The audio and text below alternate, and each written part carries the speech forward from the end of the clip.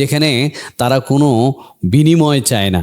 আপনি আজকে যার সঙ্গে কথা বলছেন, আপনার মা বাবার ফোন নাম্বারটাকে ওয়েটিং রেখে যার সঙ্গে আপনি কথা বলছেন, সেই মানুষটাও কিন্তু একদিন থাকবে কি থাকবে না সেটাও কিন্তু নিশ্চিত না। আবার সেই মানুষটাকে আপনি যদি জাস্ট শুধু ফোনে 1 মিনিট করে প্রতিদিন কথা বলেন, তার সঙ্গে যদি আপনি কোনো রকমের কোনো লেনদেন, খাওয়া দাওয়া থেকে শুরু করে সমস্ত কিছু যদি বন্ধ করে দেন, আপনার সেই প্রেমিক কিংবা প্রেমিকাটা কয়দিন থাকবে?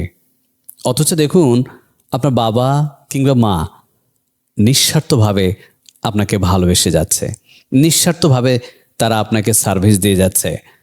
আমাদের ওই জিনিসটাই হচ্ছে আমাদের সবচেয়ে বড় নৈতিকতা হারানোর একটা জায়গা।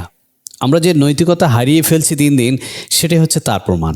কারণ যেই মানুষগুলো তাদের কষ্টে অর্জিত টাকা দিয়ে, যেই মানুষগুলো তাদের কষ্ট করা অর্জিত পয়সা দিয়ে আমাদের খাওয়ালো, আমাদের বড় করলো, অথচ তাদেরই ফোনে আমরা বিরক্ত হই।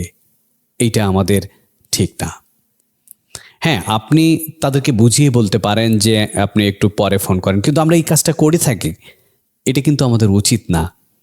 একটা সম্পর্ক বাঁচানোর জন্য, যে সম্পর্কটার কোনো ভিত্তি নেই বা যেটার কোনো আপনার স্থায়ী হবে কি না নিশ্চিত না, সেই সম্পর্কটা বাঁচানোর জন্য আমরা আমাদের চিরদিনের যে স্থায়ী সম্পর্কটা সেখানে আমরা করছি। যখন আপনি হয়তো বা ওয়েটিং দেখছেন, আপনি বিরক্ত হচ্ছেন, কিন্তু আপনার মাস তখন টেনশন করছে, ছেলেটা কেমন যে আছে, মেয়েটা কেমন যে আছে। আপনি কখনোই এইরকম কোনো কাজ করবেন না। যদি তাদের ফোন আসে, নিশ্চিতভাবে আপনি তাদের ফোনটা আগে অবশ্যই ধরবেন। যার সঙ্গে আপনি আছেন তাকে বরং আপনি হোল্ড করাবেন, তাকে বলবেন যে আপনি একটু অপেক্ষা করুন, আমার মা বা বাবা ফোন দিয়েছে। এটাই হচ্ছে নিয়ম, এটাই ভদ্রতা, এটাই হচ্ছে ভালোবাসা, এটাই হচ্ছে নৈতিকতা।